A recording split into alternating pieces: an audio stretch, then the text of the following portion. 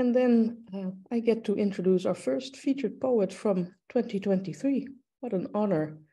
And that's Samuel. Samuel, I have you on first. Samuel Tongue. Samuel Tongue's collections include Sacrifice Zones from Red Squirrel in 2020 and 3 pamphlets. The Nakedness of the Fathers by Broken Sleep in 2022. I wanted to say this year, but last year.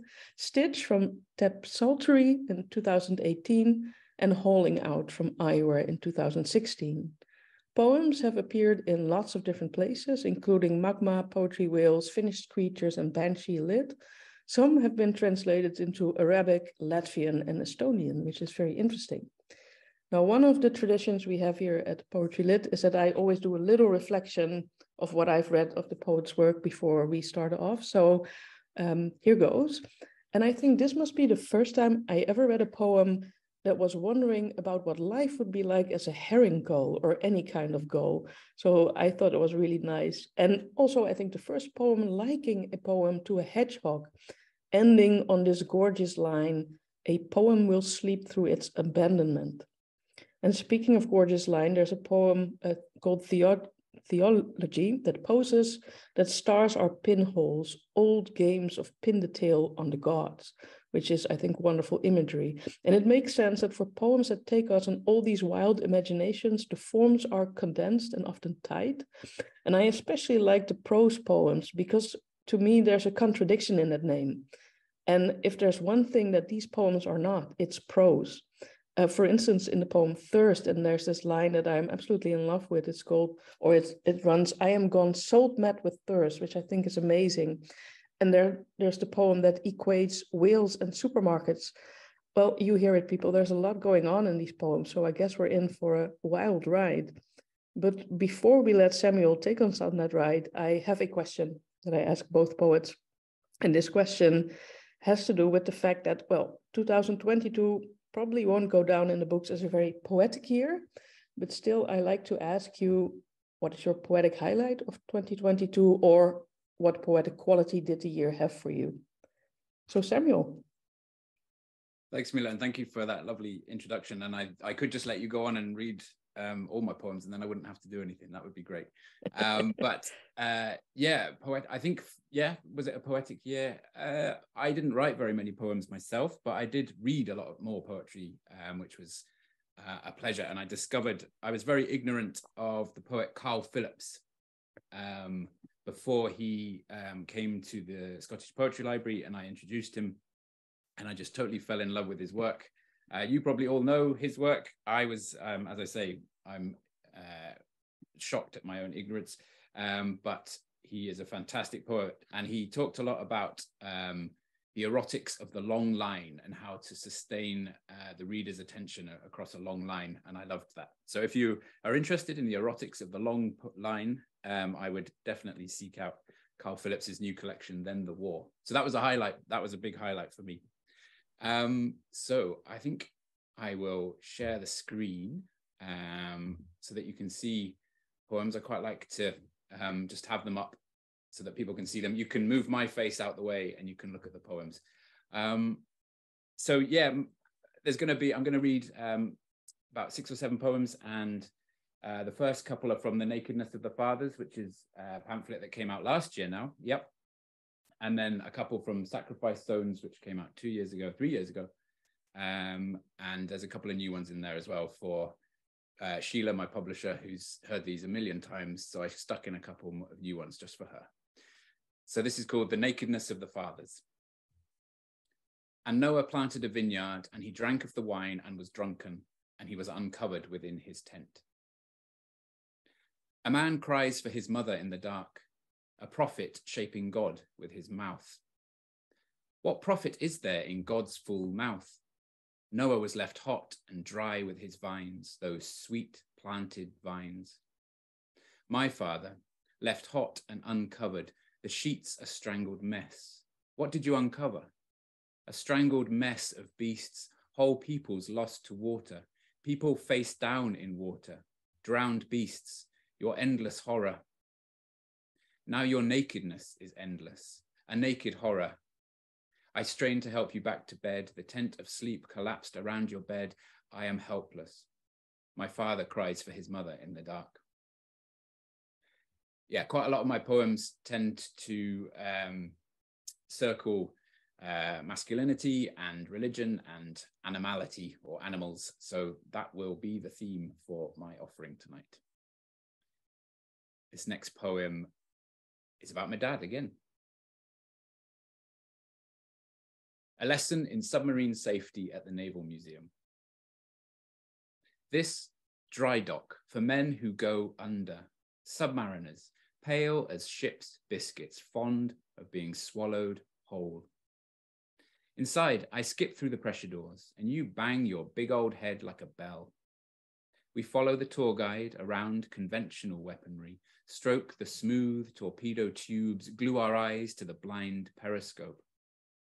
Dad, you're not yet taken brassy with the drink's metallic tang, and I'm all ears at how to escape from a stricken sub in the airless dark, the lungs that drag men back to the surface.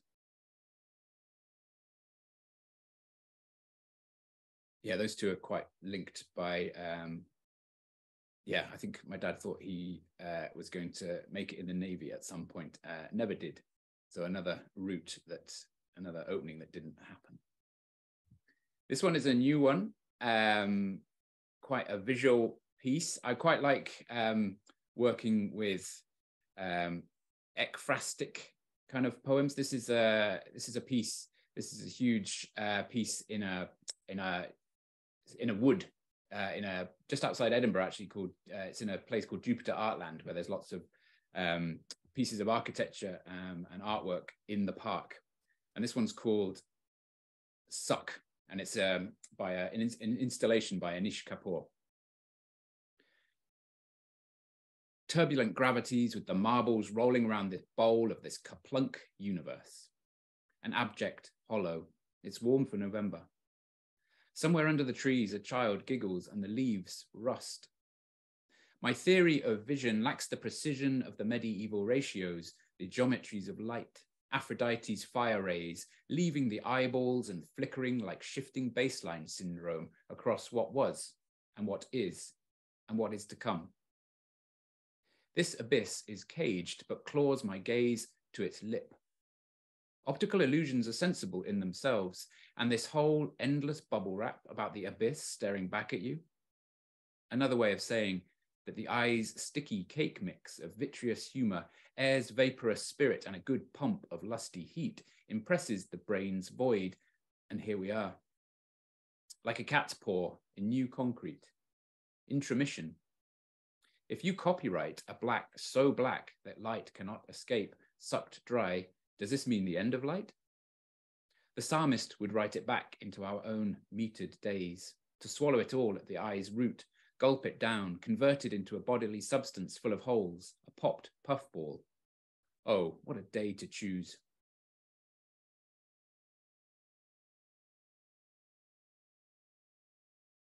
This one features the Stoic philosopher, Heraclitus, but more importantly, it features his daughter.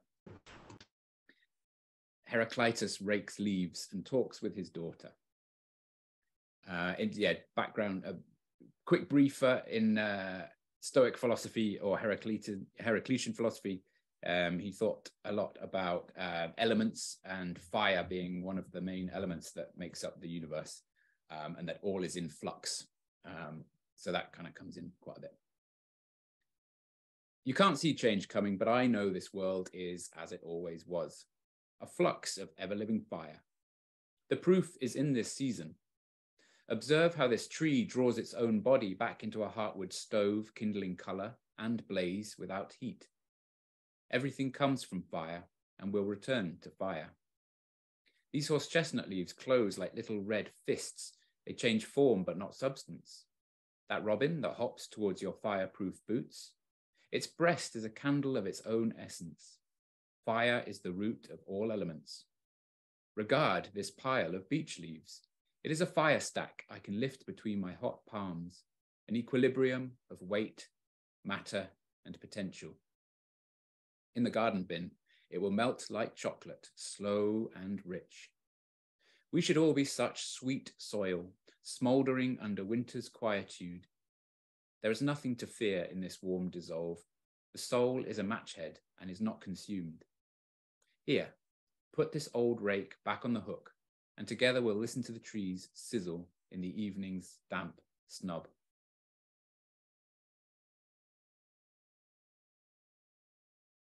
Thank you.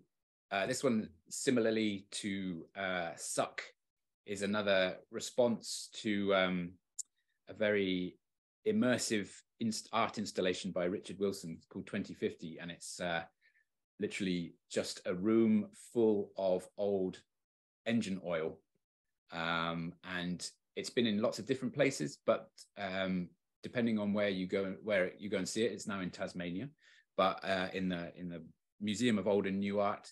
But you can enter into it, you can walk into it, and it just it's one of the most incredible things I've walked into before, but you're not allowed to touch it because you will get covered in oil. This is called Sump. Gorgeous mirror of metallic scent, silky and fathomless. New cookware. Sumptuous treacle skin poured into the not so easy architectures of wear. Do not touch such pure waist-height darkness, absolutely indelible. What weight can this bear? As crude as pure resource, engine heartwork and pump.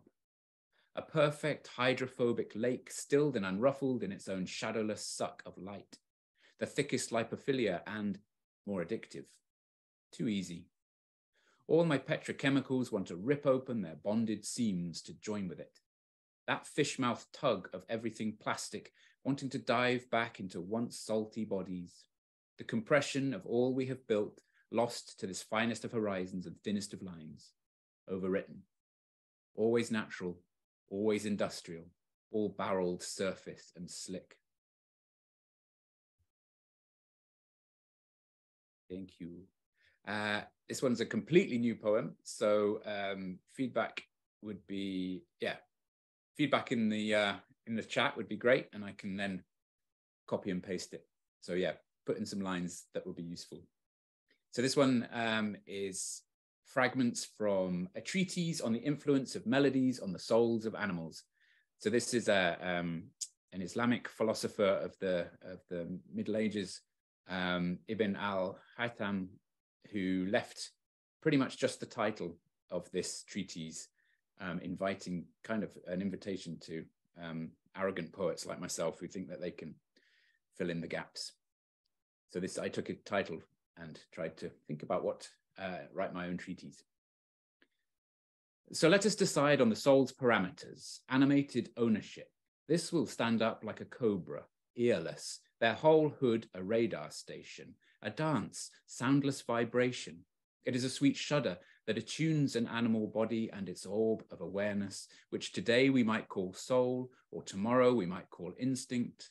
I will not spill too much ink. When music is always already flowing, ready forms a gazelle, a mountain goat clipped to the peak's influence, or the mountain shaped by the feral thunder, then we are to believe that the soul is a disturbing agent determined by the structure of the disturbed system, which is to say, melody emerges in and of the body, instigates the nerves, chemical trails and chatter, mycelium and myelinated twang, action potentials as chord changes, the locust buzz of protein sums, and the ant's pre-programmed hunger. We can talk whale song and the uploaded soundscapes for sleep. We know the elephants mourn and boom the order of things, a soulish ambience, and fear has its own wavelength. Megafauna evolved to gunshot, and I covet the meat's spit as much as the next animal. Acoustic cymbal and cymbal, a souped up stereo thumping at the lights, bouncing my heart, and you might speed up the camel's pace or drive the horse to drink, which is to say that classic FM will play calming music for pets during peak firework times. And what more proof do you need? What more proof do you need? And I will just finish with this poem, which comes from Sacrifice Stones, which I am very happy to say my esteemed poet, colleague, friend, Ryan Van Winkle who will be coming on straight after me, helped me a lot with, and I thank him for that. So this one I will give to Ryan. Animal trials, and this is about during the medieval period, animals were actually tried in sometimes ecclesiastical courts, sometimes civil courts, depending on what had happened, and it's all about controlling the great chain of being, I suppose, and keeping animals in their place, but also strangely elevating them at the same time. Animal trials, statement from the trial of the weevils of St. Julian. If I may speak on behalf of my sisters, who of late have sprung bright from the soil and turned these vineyards into frail stock and failed wines, at no time did we act contrary to our creation. And indeed, as you will know, Reverend Father, your wormy books spell out in calfskin and ink that we precede your own ape-like standing in the great chain of being. God created animals first, each creeping thing, and gave us every green herb for food. If I may be so bold, the holy vine leaf sweetens in our grubbing mouths. The grape swells for us, juicy globes without sin. You might damn us to desist, but you could do well to remember this. This trial will not bring you the control you crave.